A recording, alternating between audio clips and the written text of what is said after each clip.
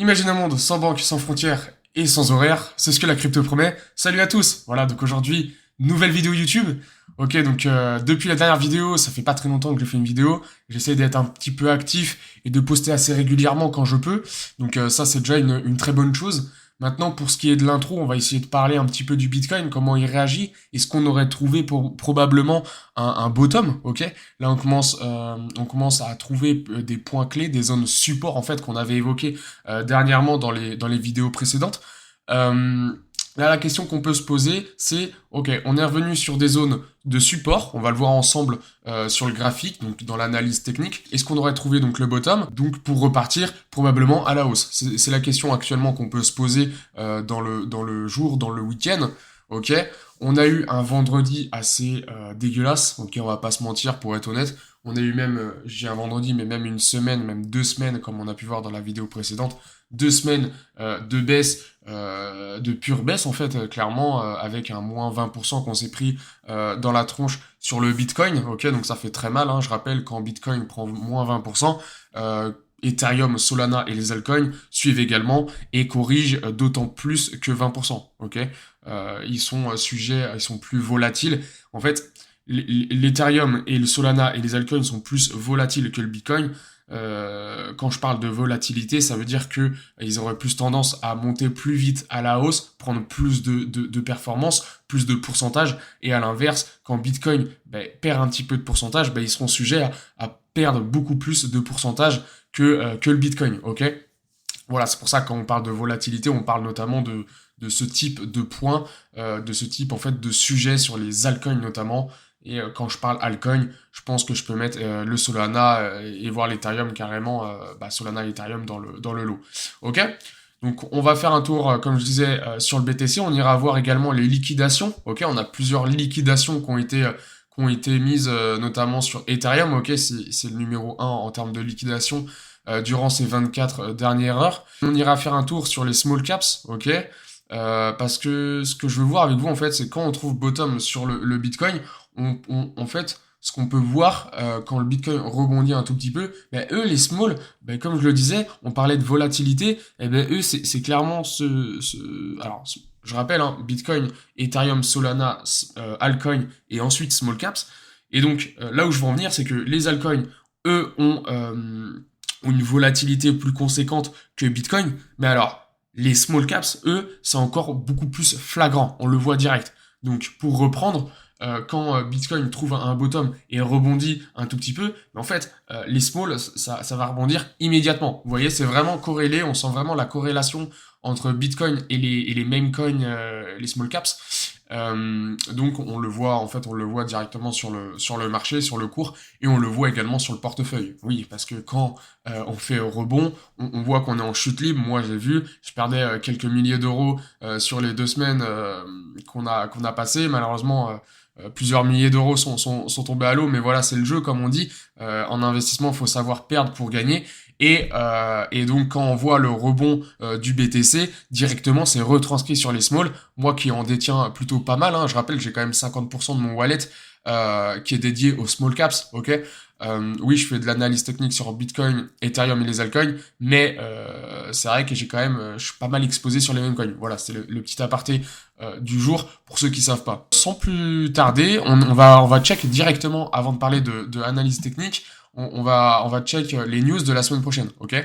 Donc oui, je suis en avance, j'anticipe, on est le week-end, on prévoit la semaine prochaine quelle news en fait macro économie on a aux US par rapport au marché des cryptos, ça va refléter notamment dessus. Donc Monday, donc lundi, on n'a rien. Ok, comme le lundi, comme ce lundi là en fait de cette semaine passée, on avait rien eu. Tuesday, donc le mardi, on a le CPI. Ok, CPI très intéressant. On l'avait vu notamment dans les précédentes vidéos en fait que le CPI jouait un rôle important. Ok, par rapport à ce qu'il prévoit et ce qui va en fait être retranscrit en termes de pourcentage. Ok, donc mercredi, pareil, on a le CPI Y to Y. Jeudi, on n'a rien cette fois-ci. Et là, ça va être vendredi où on aura le plus de choses. ok, notamment avec le flash PMI manufacturier de l'Allemagne. Ok, donc ça c'est un indicateur qui va être hyper intéressant. Ok, à 9h30 du matin, je pense que ça va être retranscrit directement sur le Bitcoin. En fait, quand la news est plutôt positive, eh ben le Bitcoin lui retranscrit directement à la hausse ou à la baisse en fonction de la news. Ok. Après le vendredi, qu'est-ce qu'on peut... Ouais, le CPI, hein, le core CPI, ce qui peut être intéressant aussi. Sinon, voilà. C'est une semaine, la semaine prochaine, c'est une semaine assez légère. Ok, on n'a pas forcément de news comme le rapport Jolt ou la Fed qui parlait ou quoi. Bon, il a déjà parlé cette semaine, donc il va pas reparler toutes les semaines. Mais voilà, en termes de news, on est quand même assez faible la semaine prochaine. Ok. Allez, on fait un tour sur les liquidations. Sur Ethereum, comme je disais en intro, on a plus de liquidations sur donc Ethereum que le BTC. On peut voir qu'on a 46 millions qui ont été liquidés sur Ethereum, y compris les longues et les shorts. Je m'explique. En gros, pour ceux qui savent pas, les longues, c'est ceux qui parient à la hausse, et les shorts, c'est ceux qui parient à la baisse. Ok, voilà. Ce qu'on peut voir, moi, ce qui me fait plaisir sur cette liquidation, c'est que, en fait, en termes de short, on a 28 millions qui ont été liquidés, et en long, on a 18 millions. Donc là, vous comprenez directement, il y a plus de shorters qui se sont fait sortir du marché, qui se sont fait rect, que des mecs qui longuent. Donc positif, moi je me dis, ok, il y a eu plus de shorts qui se sont fait liquider, donc ça veut dire que ils se disent, ok, en fait finalement, on va peut-être pas short le marché, on va plutôt long, ok, faut aller dans le sens du bull market, et voilà, simplement faut suivre la tendance de marché. Donc que 22 millions sur Bitcoin, ok, donc 11 millions en long et 11 millions en short, c'est à peu près kiff kiff. Donc on le voit directement sur la liquidation heatmap du Bitcoin, ok, là je suis sur le Bitcoin en 3 days, donc sur le graphe on voit qu'il y a 3 jours en fait qui est retranscrit.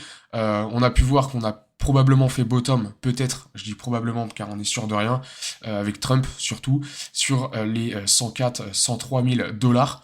Ok, donc on a plusieurs liquidations donc qui se sont installées à ce niveau-là.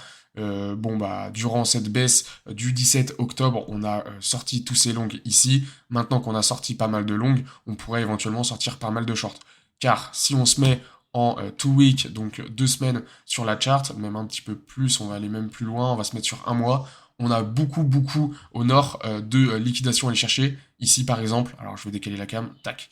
Ici, on a quand même 41 millions, 300 millions, voilà, c'est là où je vous les ping, 300 millions de BTC, en fait, à les liquider au nord, et ce qui serait intéressant de probablement faire un short squeeze. Donc, je le disais en intro, quand le BTC fait bottom et repart à la hausse, on le voit directement sur un small, là par exemple, c'est un small Habitat, sur donc la plateforme Axiom, cette crypto-monnaie, donc Habitat, et sur la blockchain du Solana. Ok, donc de toute façon, ce qu'il y a sur Axiom, c'est uniquement Solana. Donc lui rebondit directement de plus de 24%. Ok, donc c'est vraiment très cool. En fait, dès que, comme je disais, quand Bitcoin trouve un bottom et repart un petit peu à la hausse, ben les small, eux, ils pètent, boum, on prend 20% direct. Et effectivement, ça se fait ressentir sur le portfolio, ok, sur le portefeuille. Donc ça, c'est vraiment cool. Ok, en plus on peut avoir probablement trouvé bottom sur l'habitat. J'espère qu'il va repartir à la hausse. Tiens, je vais faire avec vous le range et le range. Donc support résistance, je vais le décaler. Et on espère avoir trouvé bottom, voilà, sur les 7 millions de market cap. Donc je parlais bottom sur le Bitcoin, on y est. Je suis en daily, donc une bougie est égale une journée. Et donc on avait tiré ensemble dans la dernière vidéo cette zone support, donc anciennement résistance de cet été, alors un petit peu avant cet été, on parle de juin, et on avait vu ensemble que on pouvait faire donc bottom à ce niveau-là, et que si on irait en fait donc on se ferait encore rejeter, et bien on irait encore plus bas et on serait venu rechercher voilà ce support comme je disais juste avant l'été. Ok, donc là on a l'air de plutôt bien tenir sur l'ancienne résistance et vous voyez alors plutôt bien tenir, il y a juste une toute petite bougie verte. Ok, on va pas non plus s'alarmer là-dessus, mais ce que je veux dire par là c'est que probablement on pourrait en fait rebondir ce week-end, peut-être redescendre une correction et après repartir à la hausse et venir rechercher donc cette support weekly, et actuellement bah, il ferait plus office de résistance, ok, car vous le savez, quand on se retrouve en dessous ça fait plus résistance et quand on est au dessus ça fait support. Donc point de vue Ethereum, on peut voir également, vous le savez aussi, il est corrélé au BTC. Donc quand on fait un rebond sur le Bitcoin, bah voilà, ça se fait ressentir également sur Ethereum. Donc c'est cool, ça redonne de l'espoir. Ok, c'est pas juste une bougie rouge, que du rouge et on descend. Là on voit que, bah pareil, cette ancienne résistance sur Ethereum qui date de juillet-août, eh bien, elle est maintenue, ok. On l'a maintenue donc en octobre, donc le 12 octobre, ok. On est revenu faire support ici et repartir à la hausse pour aller chercher la résistance. Là également, on est en train de faire pareil. Donc, est-ce qu'on va aller chercher la résistance? Ça, bah, je ne peux pas savoir. Mais pour l'instant, on est bien parti pour. Ok, il faudra faire gaffe à l'IFVG qui est ici, donc sur les 3900, donc 4000 dollars sur Ethereum. Si à ce moment-là, on arrive à péter les 4000 dollars, oui, on pourrait probablement aller chercher cette résistance qui est sur les 4250 dollars. Donc voilà, c'est tout, je m'arrête ici pour aujourd'hui. C'était une courte vidéo, je voulais faire un tour sur donc une vidéo un petit peu explicative sur le Bitcoin, l'Ethereum et les small caps, ainsi que les news macro de la semaine prochaine, ok. On a parlé également de liquidation, on a pu voir si on avait trouvé probablement en fait un bottom, donc les supports clés sur le Bitcoin et Ethereum.